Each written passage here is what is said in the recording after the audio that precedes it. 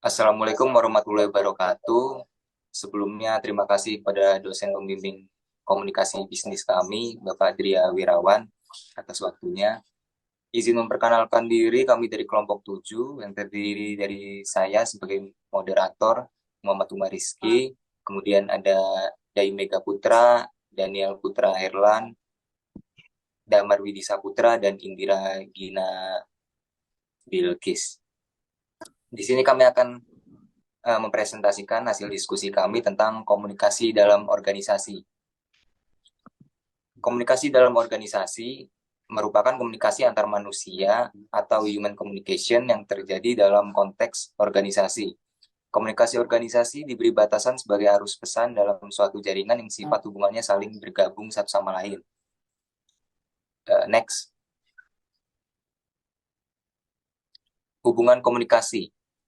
Peran manajerial menurut Mintzberg, terdapat 3 peran manajerial yang dapat diterapkan oleh seorang manajer suatu organisasi, yaitu yang pertama, peran antar pribadi menunjukkan bahwa seorang manajer harus mampu memerankan dirinya sebagai seorang tokoh atau figur, pemimpin, dan penghubung. Kemudian ada peran informasional, yaitu mencakup peran pemantauan, penyebar informasi, dan peran juru bicara.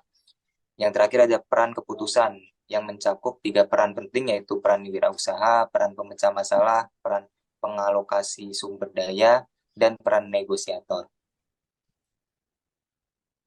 Kegiatan pertukaran informasi. Yang pertama, menetapkan tujuan, kemudian membuat dan melaksanakan keputusan, mengukur prestasi kerja, merekrut dan mengembangkan staf, pelayanan pelanggan, negosiasi dengan pemasok, membuat produk, berinteraksi dengan peraturan yang ada. Pola komunikasi. Yang pertama ada saluran komunikasi formal, yaitu downward communication, upward communication, horizontal communication, dan diagonal communication. Kemudian ada saluran komunikasi informal juga, yang terdiri dari seperti rantai untai tunggal, rantai klaster, probabilitas, dan komunikasi nonverbal. Selanjutnya akan dilanjutkan oleh rekan saya, Daniel. Baik, terima kasih. Saya akan melanjutkan itu downward communication, yaitu pemberian atau penyampaian instruksi atau job instruction. Lalu yang kedua ada penjelasan dari pimpinan tentang mengapa suatu tugas perlu dilaksanakan atau job rationale. Yang ketiga, penyampaian informasi mengenai peraturan yang berlaku atau procedures atau praktis.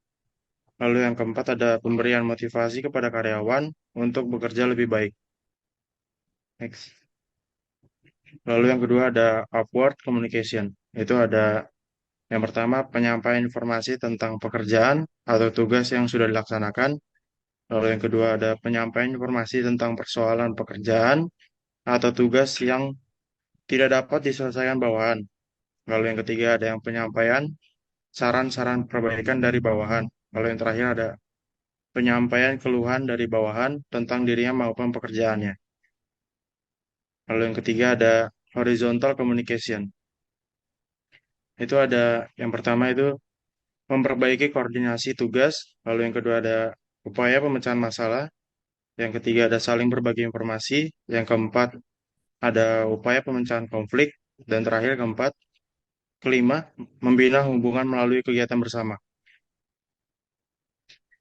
Lalu yang keempat ada diagonal communication, yaitu yang pertama ada melibatkan komunikasi antara dua tingkat organisasi yang berbeda. Yang ketiga ada penyebaran informasi lebih cepat. Lalu yang ketiga ada memungkinkan individu dari berbagai bagian.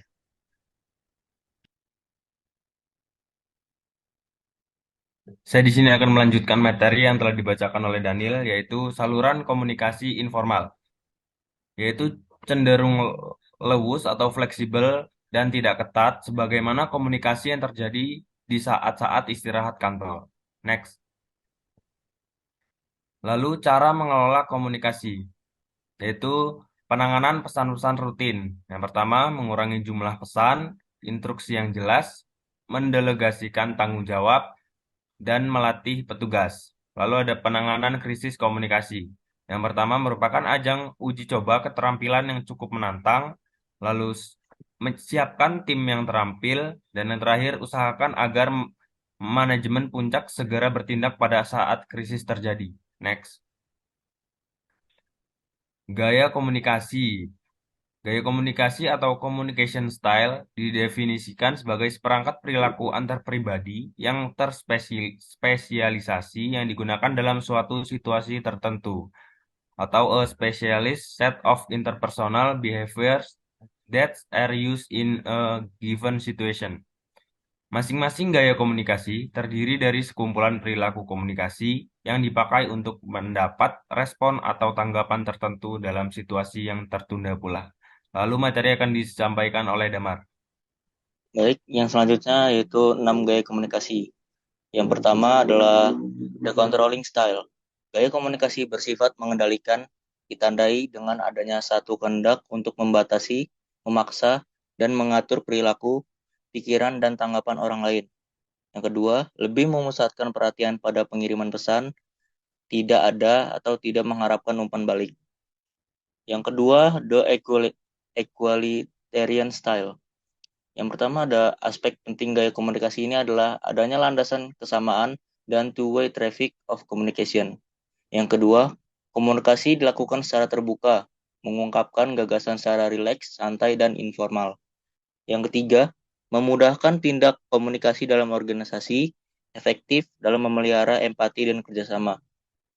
Yang ketiga ada the structuring style, memanfaatkan pesan-pesan verbal secara tertulis maupun lisan guna memantapkan perintah yang harus dilaksanakan, penjadwalan tugas, dan pekerjaan serta struktur organisasi. Yang keempat ada the dynamic style, yaitu gaya komunikasi dinamis memiliki kecenderungan agresif karena pengirim pesan memahami bahwa lingkungan pekerjaannya berorientasi pada tindakan action oriented. Yang kelima, the relinquishing style, yaitu gaya komunikasi ini lebih mencerminkan kesediaan untuk menerima saran, pendapat, atau gagasan orang lain daripada keinginan untuk memberi perintah. Yang terakhir ada the withdrawal style. Gaya ini tidak layak dipakai dalam komunikasi organisasi. Akibat yang muncul jika gaya ini digunakan adalah melemahnya tindak komunikasi. Dalam deskripsi konkret adalah saat seorang mengatakan, "Saya tidak ingin dilibatkan dalam persoalan ini." Pernyataan ini bermakna bahwa seseorang mencoba melepas diri dari tanggung jawab, tapi juga mengidentifikasikan suatu keinginan untuk menghindari berkomunikasi dengan orang lain. Baik, yang selanjutnya yaitu studi case akan dilanjutkan oleh Indira.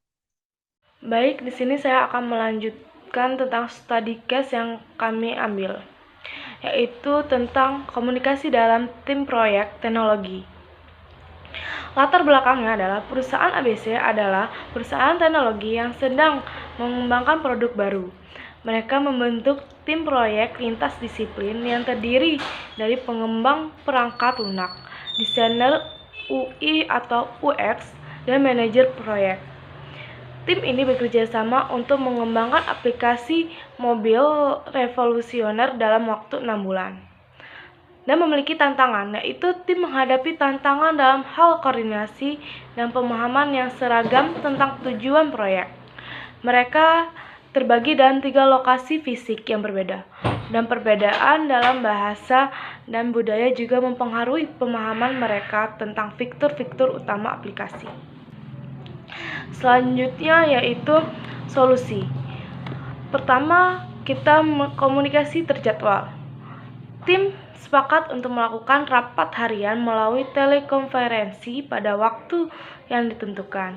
Ini memungkinkan anggota tim dari lokasi yang berbeda untuk berpartisipasi secara teratur. Yang kedua, platform kolaborasi. Mereka menggunakan platform kolaborasi online untuk berbagi ide, dokumen, dan informasi penting. Ini memungkinkan anggota untuk mengakses informasi terbaru kapan saja. 3. Pelatihan budaya. Perusahaan menyediakan pelatihan singkat tentang sensitivitas budaya kepada tim yang bekerja di lokasi yang berbeda. Hal ini membantu mengurangi kesalahpahaman dan meningkatkan pemahaman bersama. Keempat, pemimpin kualifikasi, yaitu manajer proyek berperan aktif dalam menjelaskan tujuan proyek secara terperinci dan menjawab pertanyaan anggota tim. Ini membantu semua orang memiliki visi yang jelas tentang apa yang ingin dicapai. Kasus ini menunjukkan bagaimana komunikasi yang baik dalam organisasi, terutama dalam tim lintas disiplin dan lintas lokasi, dapat membantu mengatasi tantangan dan mencapai tujuan proyek dengan sukses. Hasilnya, dengan pendekatan ini, tim dapat lebih efektif berkomunikasi, mengatasi perbedaan budaya, dan mengerti tujuan proyek dengan lebih baik. Mereka berhasil menyelesaikan proyek sesuai dengan tenggat waktu yang ditentukan dan menghasilkan aplikasi yang sukses. Catatan akhir, studi kasus ini menunjukkan bagaimana komunikasi yang baik dalam organisasi, terutama dalam tim lintas disiplin dan lintas lokasi, dapat membantu mengatasi tantangan dan mencapai tujuan proyek dengan sukses. Sekian materi yang kami sampaikan, kami akhiri. Wassalamualaikum warahmatullahi wabarakatuh.